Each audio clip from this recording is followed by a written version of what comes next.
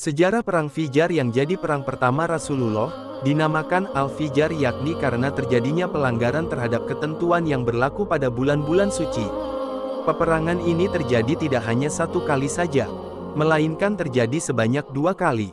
Sebagaimana yang dikutip dari buku sejarah keteladanan Nabi Muhammad. Pada tahap pertama, terdapat 3 insiden yang menyebabkan perang. Namun Rasulullah pada waktu itu baru berusia 10 tahun, sehingga beliau belum terlibat dalam peperangan tersebut. Insiden pertama, disebabkan akibat sesumbarnya seseorang bernama Badr bin Masyar al-Ghifari di depan khalayak. "Saya orang Arab paling mulia.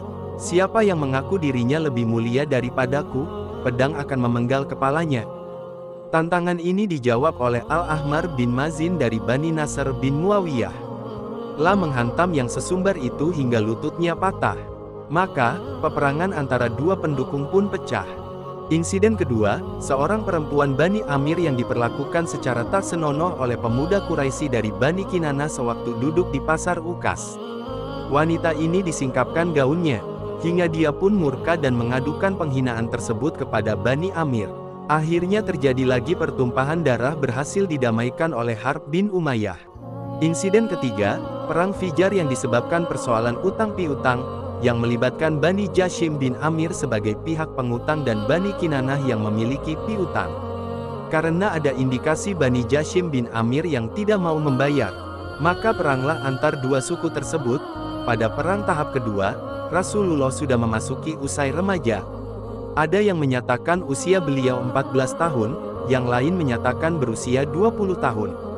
Beliau terlibat dalam peperangan yang melibatkan 2 kabilah besar, yakni kabilah Hawazin dan kabilah Quraisy. Perang itu dipicu ketika Bani Kinanah, Quraisy, dan Hawazin sama-sama melakukan fujur, durhaka, dengan melakukan pelanggaran terhadap segala sesuatu yang terlarang, dipandang suci dan harus dihormati, khususnya yang berkaitan dengan Ka'bah. Rasulullah mengingat dengan baik peristiwa itu, di mana beliau turut membawakan dan memungut anak-anak panah untuk diserahkan kepada paman-pamannya. Peperangan-peperangan antar klan maupun suku di Mekah pra-Islam memang gampang dipicu, baik karena upaya curang untuk perebutan sumber daya maupun perampasan. Selalu saja ada pihak-pihak yang memulai provokasi dan kemudian berujung pertumpahan darah.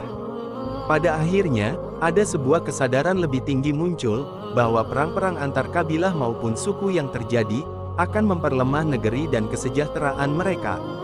Bila tak dicegah, Mekah akan runtuh dan kehilangan perannya sebagai area perdagangan maupun transit bagi para kafilah dagang yang akan melanjutkan perjalanan bisnisnya, pusat seni, maupun pusat perziarahan bangsa Arabia. Aturan-aturan yang bersifat lebih adil, demi menjaga kepastian keamanan bagi para pedagang dan peziarah yang datang ke Mekah mulai diwujudkan. Tentunya, para elit Mekah ini tidak ingin gaya hidup mereka yang suka berpesta, berjudi, main perempuan, mabuk-mabukan, dan pamer kekayaan maupun kekuasaan terhenti gara-gara peperangan. Kendati demikian, di antara kehidupan jahiliyah pra-Islam, juga masih terkumpul manusia-manusia berbudi luhur yang melihat kesempatan penegakan aturan lewat perjanjian yang menyeluruh sebagai upaya menegakkan hukum yang lebih rasional, manusiawi, dan menjaga moralitas lebih tinggi. Kesempatan itu datang dengan adanya Ililful Football, yakni sumpah membentuk persekutuan sejumlah tokoh masyarakat untuk melawan pihak yang zalim dan membela pihak yang mazlum, yang diperlakukan secara zalim. Perjanjian kebulatan tekad atau sumpah setia yang disebut Hilful Futbur, itu disepakati pada bulan suci Zulqo'idah. Pelopor perjanjian bersejarah ini adalah Abdullah bin Jidan dan Zubair bin Abdul Muthalib. Hampir seluruh kabilah Quraisy berkumpul dan menghadirinya. Mereka terdiri dari Bani Hashim, Bani Al-Muthalib, Asad bin Abdul Unna, Zahrah bin Kilab, dan Tiimi bin Murrah.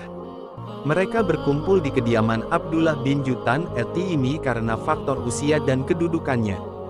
Isi dari perjanjian tersebut menyepakati untuk tidak membiarkan orang yang dizalimi di Mekah, baik dia penduduk Aish maupun pendatang. Apabila hal itu terjadi, mereka akan bergerak menolongnya hingga yang bersangkutan mendapatkan haknya kembali. Sebagaimana dijelaskan dari Abdullah bin Auf radhiyallahu anhu, Rasulullah Shallallahu alaihi wasallam pernah bersabda,